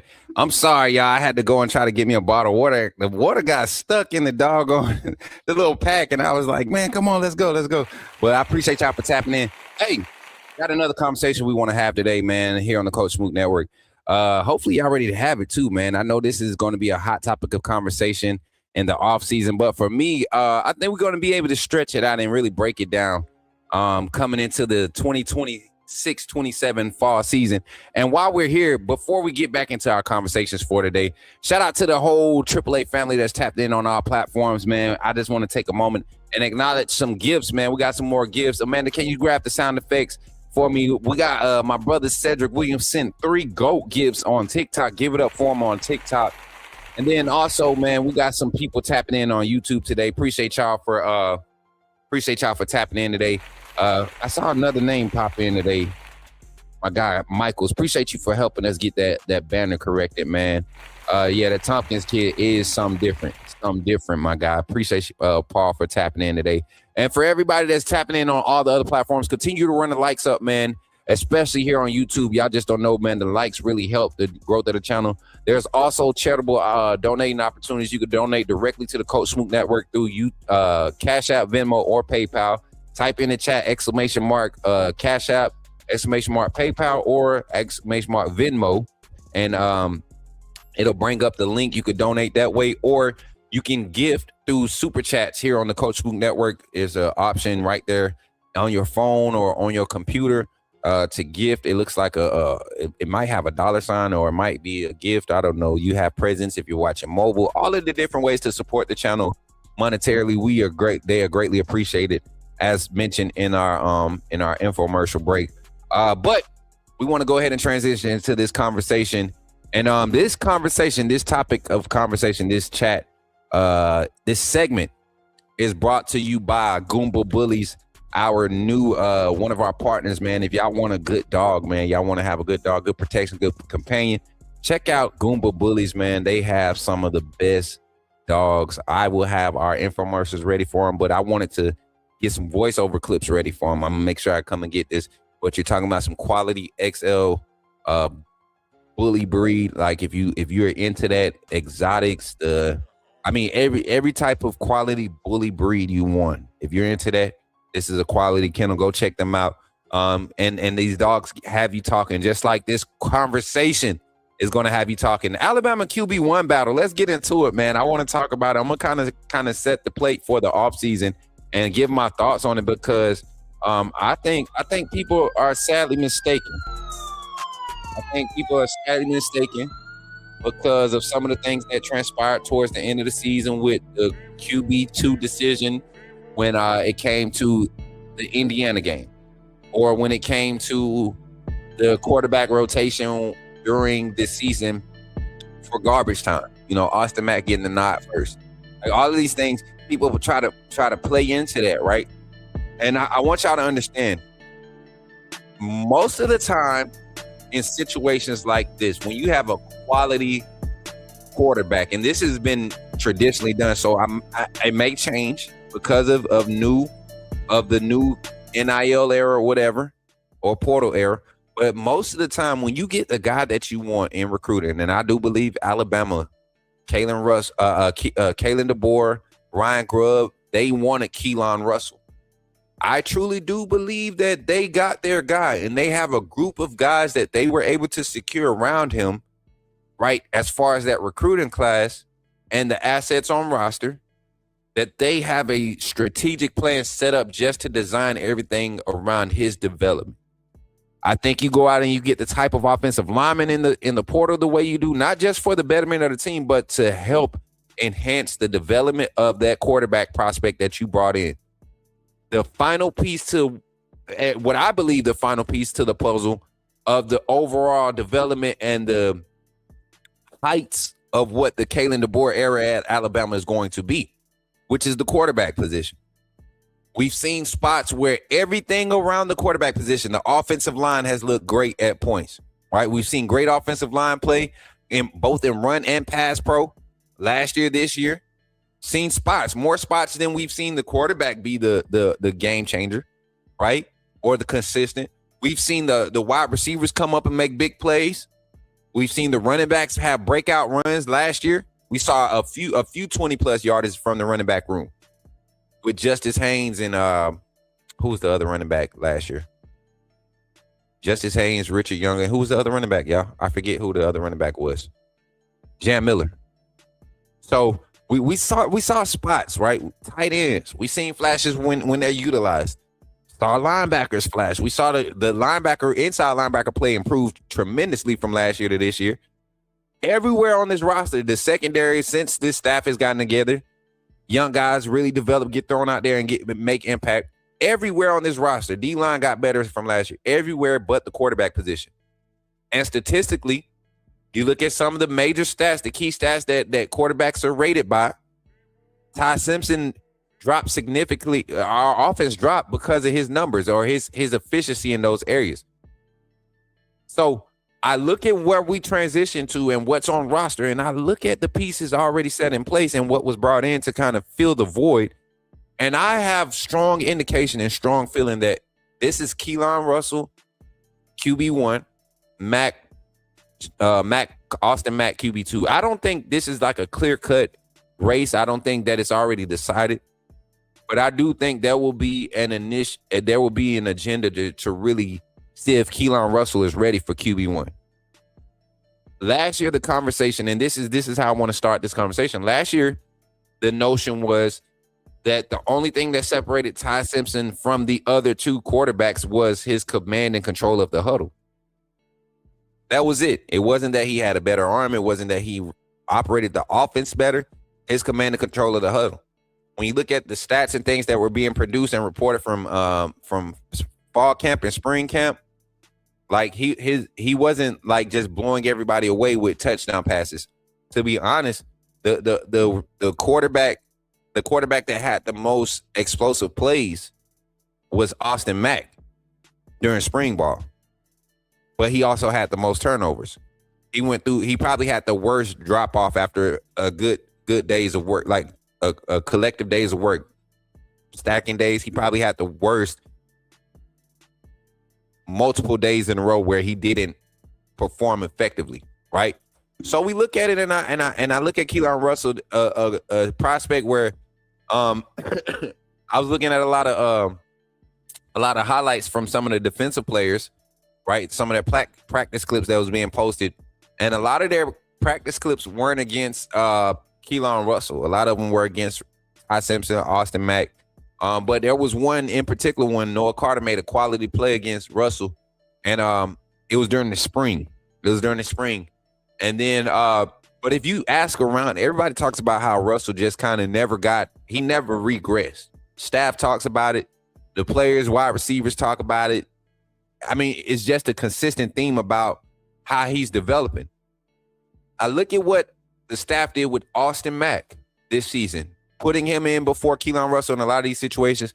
I think that's their opportunity to develop. He didn't get to develop behind Mack and Ty Simpson last season, right? He didn't get to develop, but I mean not Mack, but Simpson and Milroe the year before last, right? He wasn't the first guy up, even though to me in the quarterback race, it was a tight race between him and Ty Simpson for QB2. It was not a clear-cut thing for those two in their position. So I think that was kind of them giving him the opportunity to continue to build on his development in live game action. And he did. I think Austin Mack has put himself right there in the driver's seat to compete for QB1 also. So today, when we open the phone lines, and I want to kind of highlight some things, and these are highlights from games where both of these quarterbacks played. Similar results when they came in. Game was out of reach. No pressure on the quarterback to go out and overperform or try to do anything extra. But I want y'all to look at some consistencies about both of these quarterbacks and how quality of a competition it is going to be. And then we're going to do a little quick infomercial break, and then we'll open the phone lines. So highlighting this real quick, I want to highlight the fact that, and dang it, I can't play this one. Let me get this off the screen. Unless I do this. Hold on, let me see. Maybe if I do this, we'll get some clips off of it. So if we do get it. All right, we should be good if we do this. So let's just check out the highlights from the UL Monroe game. This was his first time getting like some extensive plays in the season. The second game of the season, first home game of the year. You see how much time is left on the clock? Austin Mack has already came in and done his thing.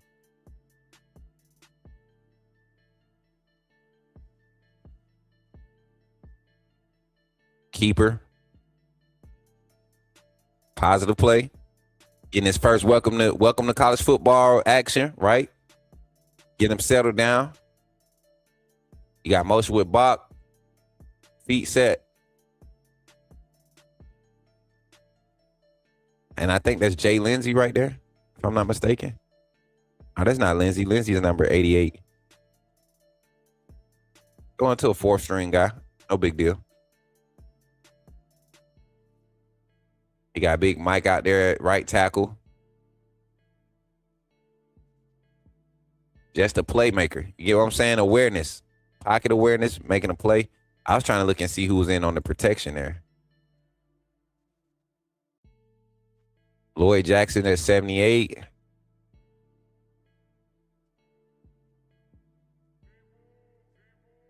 Big Jaden Roberts bullying people.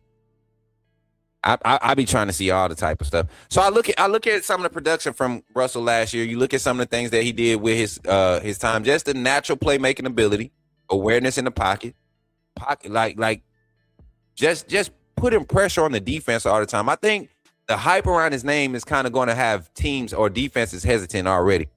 But his composure, his ability to throw on the move, like all of these things just kind of just consistently seem to grow throughout spring, throughout fall. Look at the arm. Just rips it. No panic, just rips it. Not overthinking it. Feet active, chopping, ready to always make a move. Rips it. Oh, dude. Got to catch that. Rips it. He gets it out to you. Got to rip it. I like how he rips it, chat. Somebody type it. Rip it. Rip it. Rip it. MJ Chergwin. Once again, a return, and Bama gave this guy a scholarship for a reason, chat. His route running is very. He got some quality route running. I wish we had the sky cam view. Watch how Cookie climb. Stack, climb. Bam, bam. Ooh. See that read early. The reason why he gets that is because he stacks early, starts vertical, gets vertical when he stacks. He gets vertical. The safety can't get beat across his face. So when he has that in breaking release, stacks early, cornerback has to play the whatever's coming to the flat. You can't just release it unless you're playing some type of cover 3 in concept and your linebacker coming underneath, right?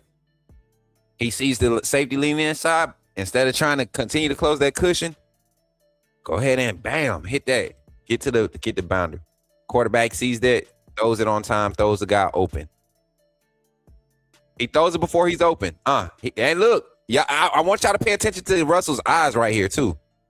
This is good. This is good. This is good take right here. This is good take. This is good take. I like this camera view. This is pretty awesome.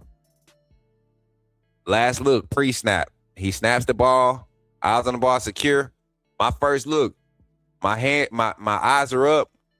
Safety. What's the safety doing when he stacks off of that route? He see that the route is released.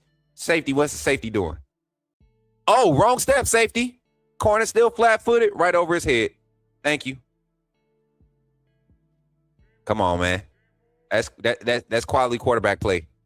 That's quality quarterback play. Let's look at the one from Eastern Illinois. Check it out. His snaps from Eastern Illinois. Like, there's no reason to not be excited about this, man.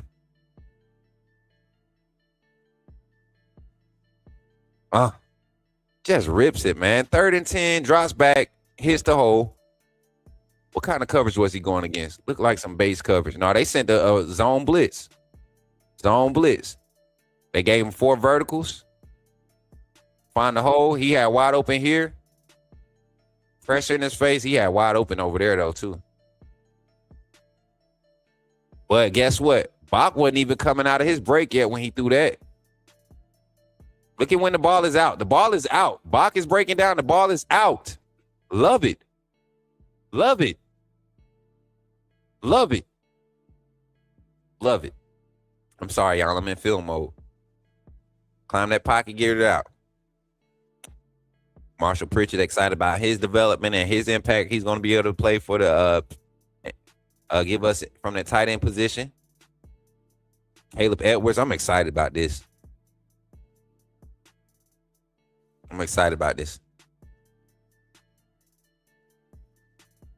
Look at this. Look at the balls he's throwing, man. Look at the balls he's throwing. Y'all telling me y'all not excited about this, chat?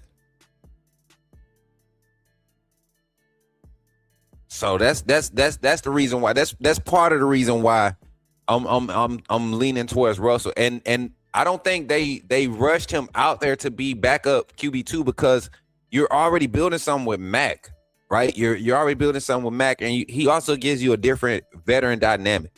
Coming into this spring, Russell's skill set already kind of puts him ahead. If he can display the mental aspect that the coach staff is looking for, I think we're going to see the future of Bama quarterback position really get displayed this offseason. All right, Chad, let's go into the phone lines here after this message, man. I want to hear y'all thoughts. QB battle, portal, all those things are on the table for topic of conversation. The main topic of conversation, who do you have going into this season for Alabama's QB1? Keelan Russell or Austin Mack?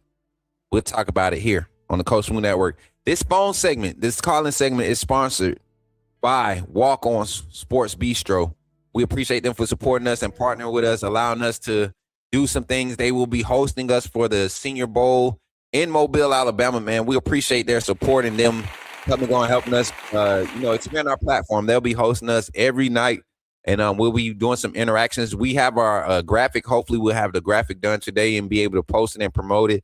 We'll be confirming all of our interviews for next week. We're trying to have 2 for each night after their practices, and then hopefully we'll be able to get something together for the big Saturday game. After that game gets a lot of those players and just get y'all exposed to their stories and their draft journeys and all of that. So be tapped in with the Coach Smook Network and Walk-On. Shout out to Walk-Ons for sponsoring us. Check them out. Remember, when you see me in the streets, holler at me. Say, put me in the game, Coach Smook.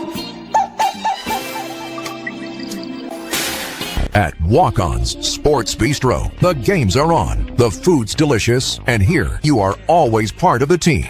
Welcome to Walk-On Sports Bistro, where every day is game day. Whether it's a post-win celebration, drinks after work, or taking the fam for some made-from-scratch favorites, Walk-On's is your go-to for good times, craft beer and cocktails, and bold flavors for fans of all ages. From melty mozzarella logs to Hall of Fame level burgers. Stop by today or order online or in the app. Walk-On's Sports Bistro. Game on.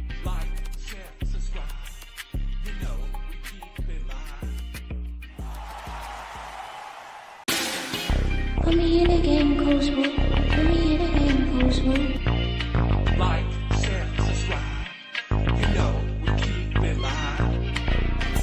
Put me in a game, Coach Smook. Put me in a game, Coach Smook. Put me in a game, Coach Smook. Put me in a game, Coach Smook. Put me in a game, Coach Smook. Put me in a game, Coach Smook. Put me in a game, Coach Smook. Put me in a game, Coach Smook. Like, share, subscribe. You know we keep it live.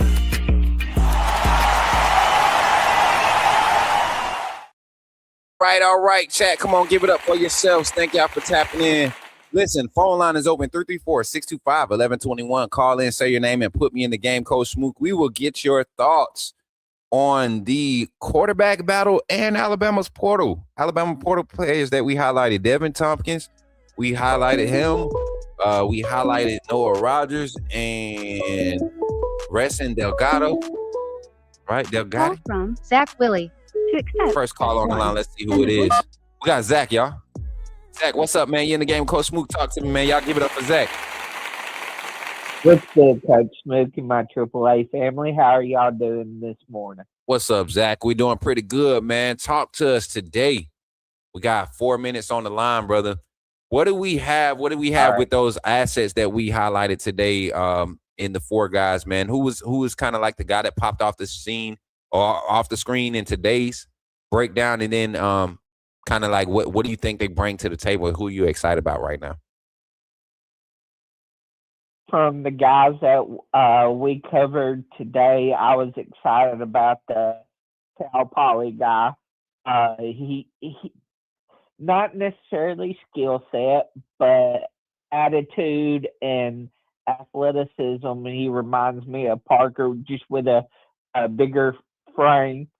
Noah Rogers, I'm excited for him to see what he brings to that wide receiver room this next season. The Tomkins guy, I'm excited about him. He just brings another quality bandit kind of role on the D line. I'm excited for him. The Caleb Woodson, I'm excited for him. It frees up Bray to be a safety, you know, because what I noticed in games that Bray struggled in, we had to utilize him in that linebacker type role, and that's just not his strong suit. So that frees him up a little bit, bringing in Woodson. And my QB1 is Keelan. You know, I'm high on Keelan Russell. Not saying Mac ain't a good quarterback. To me, he hasn't developed at the level that we need him to be to kind of take over to win the job over Keelan. Not saying that he couldn't this spring. It's just from the 2 going on 3 years that he's been at Alabama, he's been kind of similar to Ty Simpson in a way, not the mentality part of it, but just, you know, not really developed into what we need him to be at Alabama, you know, to win games. And so I just see Russell being a complete asset that could win us games, and not only win us games, but bring a championship back to Alabama. 100%. And when I think about it, Zach, I'm just looking at it from a unbiased standpoint, man. I like Mac too. I think when he got in last season, he did a lot of quality things. But I just look at the upside of what you get with Russell, and I don't think this staff is going to chance not utilizing that in this season. Like, they're going out in the portal, they're getting some quality assets. Alabama's roster now is filled, right? You're back at kind of like, as far as the manning the personnel on there, you're back at what you had last season, and kind of bringing these guys on. You're getting guys that fit the scheme. We talked about Delgatty and kind of like his skill set and what it is to the offensive line and his athleticism, being able to get out in space. I think the run game will be a lot better. We'll be a lot better with guys that can get out in space and understand how to do that, utilize that pin and pull run scheme, as Coach Cap kind of implements some more of those zone run blocking scheme aspects into the game. So that's going to be a quality thing. And then the quarterback battle, you know, I've been on Russell forever. So good to have you call, Zach, and we appreciate you as always, brother. Final shout out, and then we're going to open this phone line back up. Yep, just roll tide to you and my AAA family. Roll tide, and good luck to the guys at Senior Bowl next week. And hopefully y'all carry on and do well in y'all's pro careers. For sure, Zach. Appreciate you, brother, and roll tide, man. Y'all give it up to Zach in the chat. Okay. Phone line is open, 334-625-1121. Again, 334-625-1121. Call in. We got time for one more phone call before we transition to our closeout. And then, we doing short calling segments like that. And we'll present another topic of conversation to dive into on the channel, on the network, through all our platforms. 440. Let's see who it is. Call from Jimmy from Ohio. Yo, Jimmy, what's up, man? You in the game? Talk to me, brother. What's good, Smook? Good morning, brother. Roll Tide. Just want to get straight to the point, man. A couple things. I did listen to your previous caller about Austin Mack, which I gotta disagree. We don't know what Austin Mack can really do, to be honest. I mean, we had a little sample size from him against Indiana, but he was thrown into the fire, so I don't take much. I mean, but even in the Indiana game, man, he still looked poised in the pocket for the most part. So we gotta let this battle happen. I think competition is good for football, anyways. I do think Keelan is gonna get the job. I think Keelan is he's gonna be that next great QB to come out of Alabama, man. And with Kalen DeBoer's system, I think this is the right system for him. Which leads me to my next point, man. And I'm gonna just call people out on here. I'm sorry, Smook. I got to do it. Hey, the phone line, the floor is yours. I'm trying this new thing where I don't interrupt y'all on y'all phone calls because it's the off season. Yeah. So I really want to get y'all points across. So go ahead, brother. Yeah. So I think it's the Bama standard or the Bama whatever it's called, man. I think they have a former Alabama player. I forgot his name. It's a show with Justin. And I listened to him, man, and it is completely fair weather. I'm talking about dogging Kalen DeBoer, saying he should be fired. He's not doing anything in the transfer portal. And here's my thing. He's not getting these big names in the transfer portal. Here's my thing, Smoot. Didn't we just get our butt kicked by 35 against a team that didn't have big names? Hey, their big name was a transfer quarterback that was couldn't start at Cal.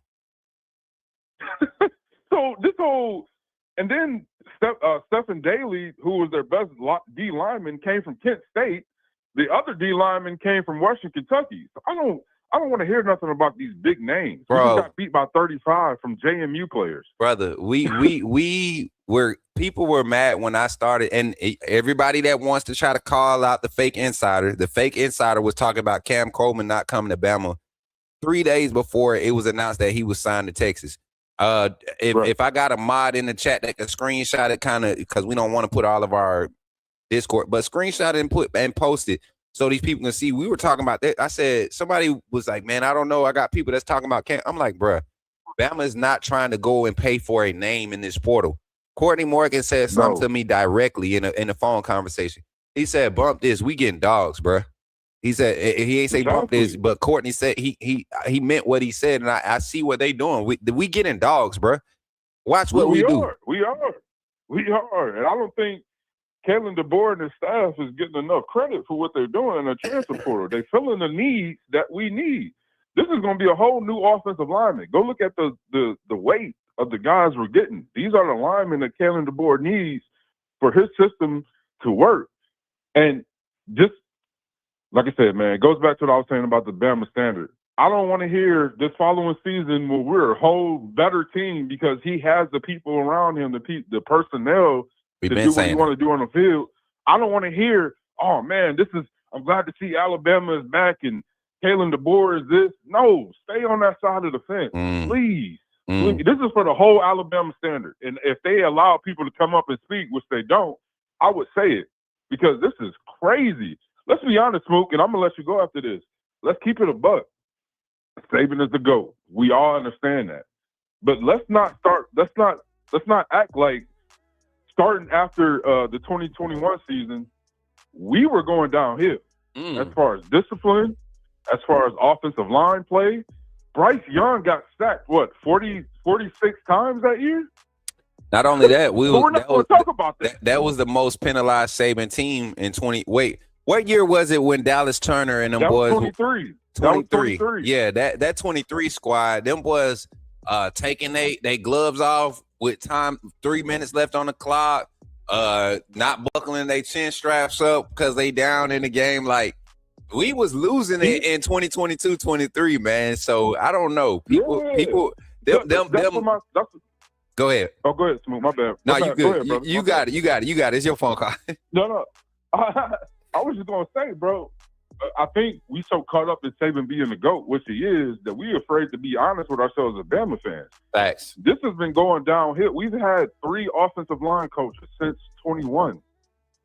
So this whole thing about, this Kalen DeBoer is soft, and no, man, what's happened now since he's the captain of the ship, he's just getting the dog end of it when this shit has really been happening. It's been bad, man.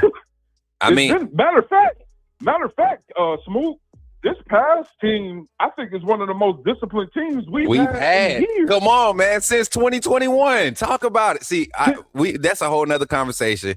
Like, that's a whole nother conversation. People don't want to acknowledge that. Like, if we being honest, Kalen DeBoer has had one major incident in his 2 years at Alabama, and that was the Drake Kirkpatrick incident, right? That's it. Like, that's it. And even that was blown way out of proportion. You're talking about a kid speeding. He handled it. He handled it the whole season. He did not play it. Oh, he ain't got no discipline. You're talking about a legacy name being made an example of, and they honored it so much that he's coming back to play for the same coach that put it. But come on, man. There's some quality in that, bro. There's more to the message behind it. And these guys, like you said, and I won't say names for professionalism reasons, right? No, man, bump that. Hey, all that, bro. Them boys over there with that fair weather energy, them Kangaroo Black, all them boys, man, they do the same thing, bro. When we up. They hype. This is a squad. Kalen DeBoer, this, Kalen DeBoer. But when we down, man, get rid of the offensive line coach. Get rid of the. Listen, it's one thing to evaluate like tendencies and have a problem with play calls, right, in the moment, but to sit there and say fire coaches or like guys don't change, like guys can't adjust, just like your fair weather fandom has its ups and downs, coaches gonna have their ups and downs with play calling. You get what I'm saying? Yeah, stay there. Come on, bro. Stay there with it, bro. Stay there with it. Jimmy, I appreciate you for calling in, man. Jimmy always get us hyped, y'all. Roll Tide, bro. Roll Tide, baby. Yes, sir. Y'all, give it up for Jimmy in the chat, y'all. That boy, he always acting up.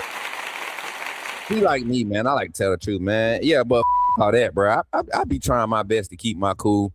I stopped. Listen, I'm gonna snitch on you, but you know who I'm talking to. Stop sending me clips on Instagram from these folks' shows.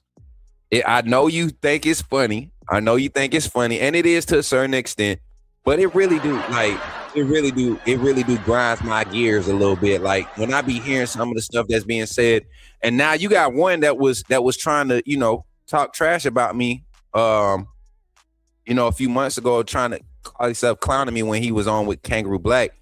And now he trying to preach the same message I'm preaching about what this roster is becoming, give it time and the players that we're going to get and what college football. You could tell somebody watches my show. It's bad. It's bad. And all I would like to say is appreciate you for continuing to spread the good gospel of real fandom. That's all I'm going to say. But Jimmy, don't be getting me hyped like that, man. All right, y'all. I appreciate y'all for tapping in today. We're going to transition out of here, do a closeout. I think we got 6 minutes. We got 6 minutes to hold the phone line. I could have a little conversation, small talk, but we got 6 minutes. So when you call in, just know your time might be a little bit shorter. 334-625-1121. You can call in. We got time for one more call. And call in, say your name, put me in the game, Coach Smook, and we'll get you on. We're talking Bama portal players. We highlighted Noah Rogers, Devin Tomkins, Racin Delgatty, and who was my fourth one? Caleb Woodson, the linebacker from Virginia Tech. I think that was those four were immediate day one impact. Go out and get these guys so they could play today. And we have more. I think Ty Haywood is a day one guy with Michael Carroll. I think Strayhorn is a guard that's going to compete against possibly what I saw them do with Wilk and Formby. I think they're going to probably slide Lloyd Jackson into one of those interior positions because of his athleticism and ability to play at both of those spots.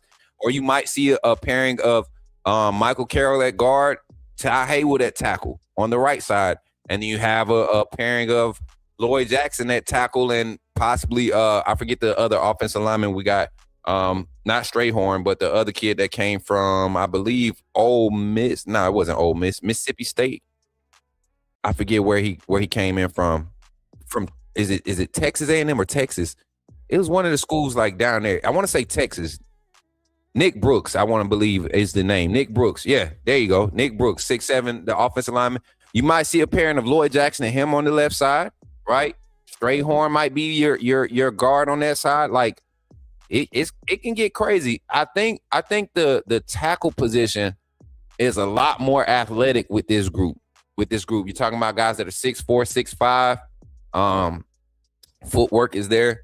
Jackson Lloyd is all about mechanics. I love what he brings to the table. I'm just excited to see kind of like everything play out. I think we got quality guys. I'm glad they didn't go name chasing in the portal. And we're going to see some quality stuff if the quarterback play is there. Another guy that came on late, Terrence Green, Terrence Green, one of those guys that, you saw him at Oregon get very underutilized.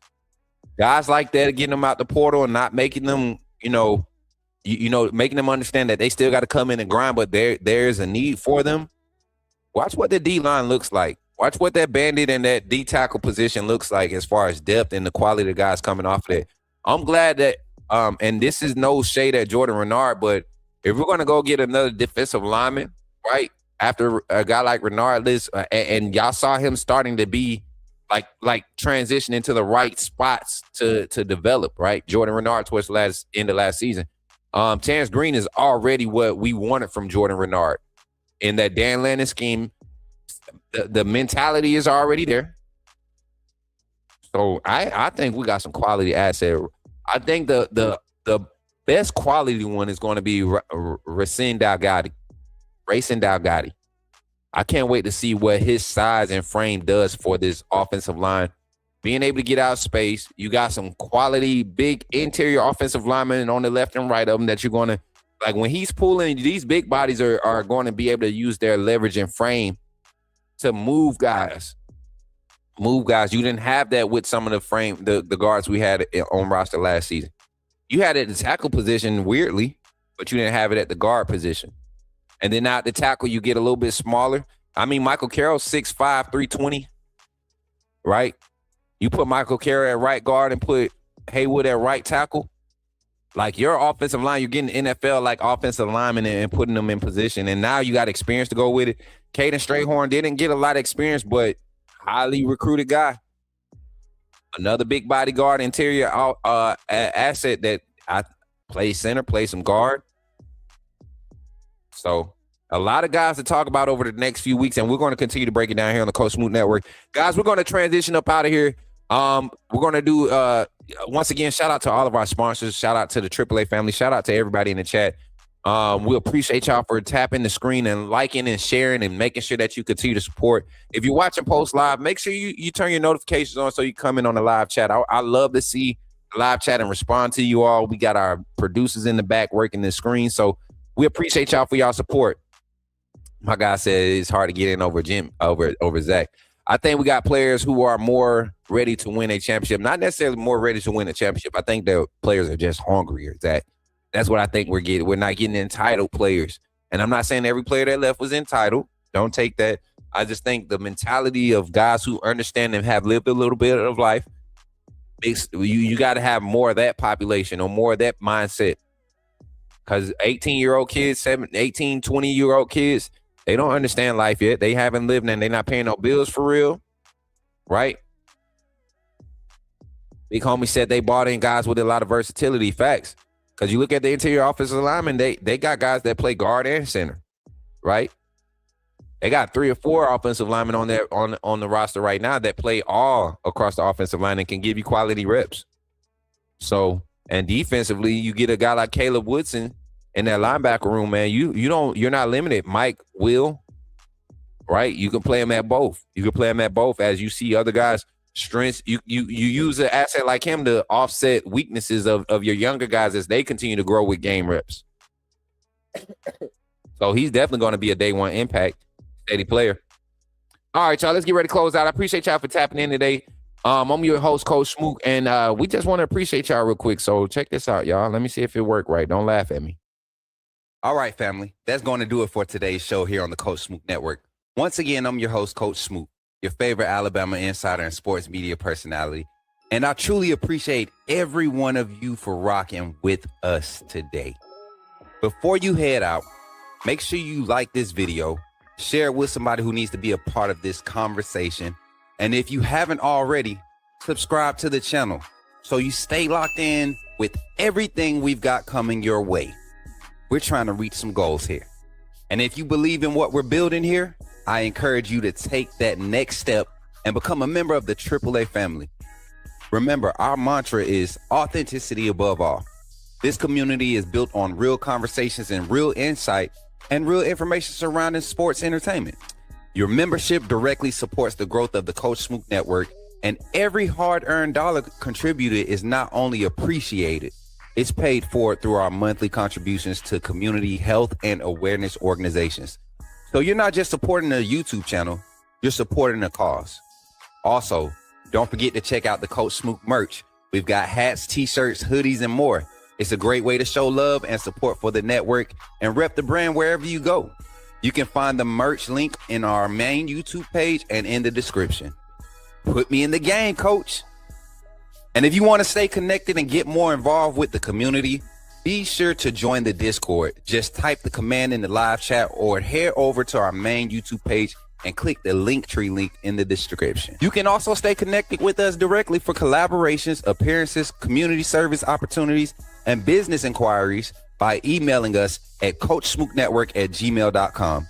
Our staff will respond in a timely manner. And for those who want to show additional love, you can always donate directly to the Coach Smook Network through Venmo, PayPal, or Cash App. Every bit of support helps us continue to grow and elevate this platform. We also want to send a huge thank you to our sponsors and partners: Walk On Sports Bistro, Sports Info Solutions, Helping Hands LLC, Men of Standard Executive Security, Goomba Bully Killnos, and most of all, the AAA family. None of this is possible without you. Once again, thank you for all your support, the energy, and the authenticity you bring to the space. Until next time, family, stay safe, stay locked in, and when you see me in the streets, holla at me and say, put me in the game, Coach Smook. Catch you on the next one.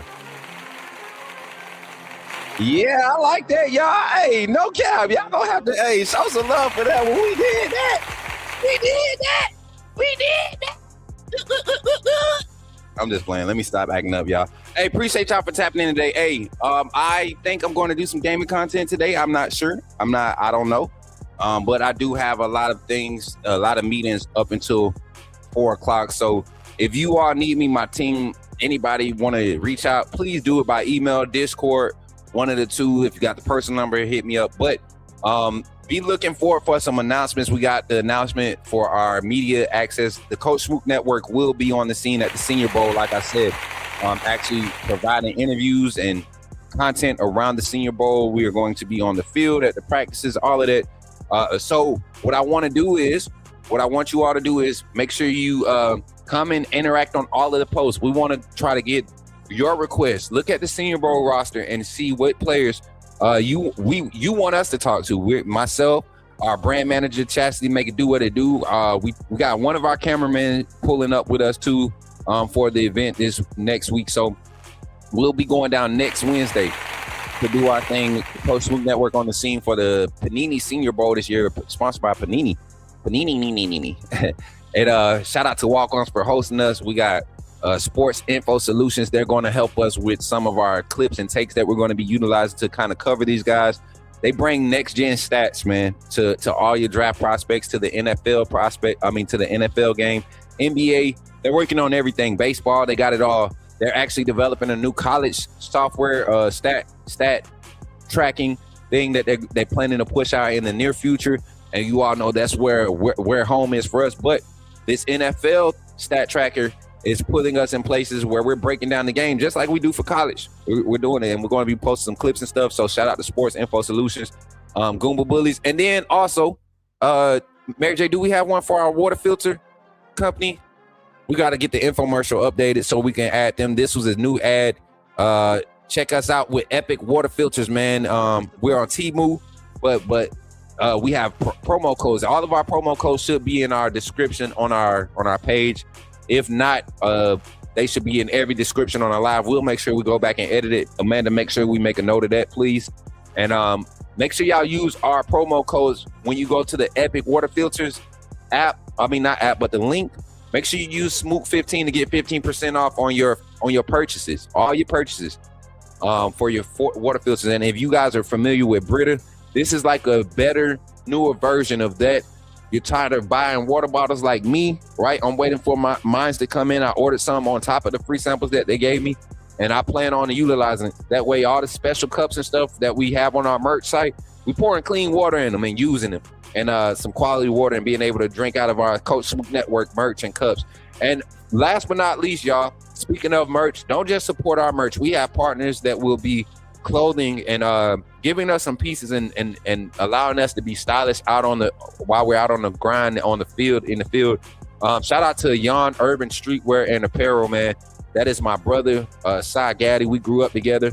Two people from the same neighborhood doing both, launching on some brand entrepreneurship things, military veterans that are just trying to continue to build for our legacies. Support Yon Apparel. He's actually setting something up to where when you order from his site, if you're into urban streetwear clothing, if you're looking to change the style up, this is a new style. We're going to have a lot of infomercials and things being put up on the channel, little clips and stuff to promote all of our partners and our sponsors. But most of all, y'all, thank each and every one of you all, the AAA family, y'all. I can't thank y'all enough. Y'all just don't understand. This is the best community I could ask for, a content creator could ask for. And the things that you all do for the network, we're just continuing to share, like, and subscribe. Make sure that you're sharing it with your family members. If you got a Bama family member or something like that, there's no reason why they shouldn't be here during their lives, especially now it's the off season. Come in, let's have conversations. I want these phone lines buzzing the rest of the time, the rest of the off season. So help your boy by helping and sharing, liking and subscribing to the channel. And with that being said, y'all, remember, man, I'm your boy, Coach Smook, the host of the Coach Smook Network, chatting with Coach Smook. It's been fun with y'all. And remember, when you see me in the streets, holla at me. Say, put me in the game, Coach Smook. I'll catch y'all on the next one. Y'all be blessed. I love you all. AAA family, let's go.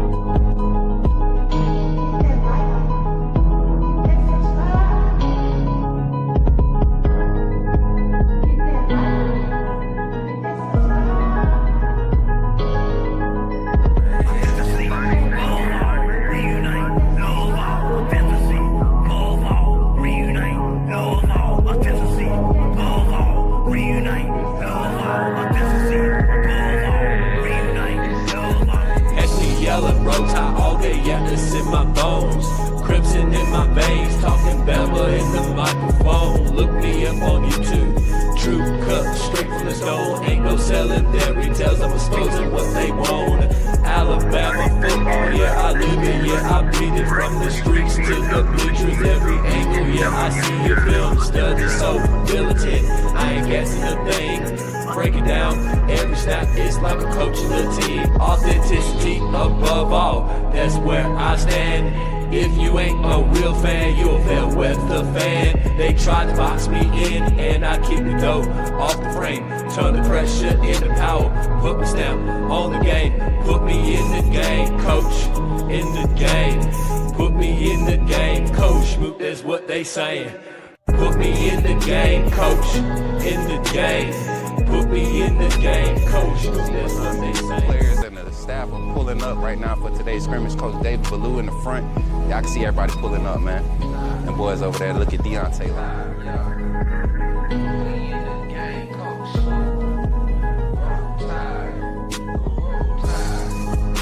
Hey, y'all, I'm walking out of Walmart. What's your name, bro? Man, my name Michael McKinney, man. I'm a true Alabama fan, and this man does a good job on his podcast. What's up, bro? Reviewing Alabama football. Keep doing what you're doing, man. Appreciate that, bro. Roll Tide, man.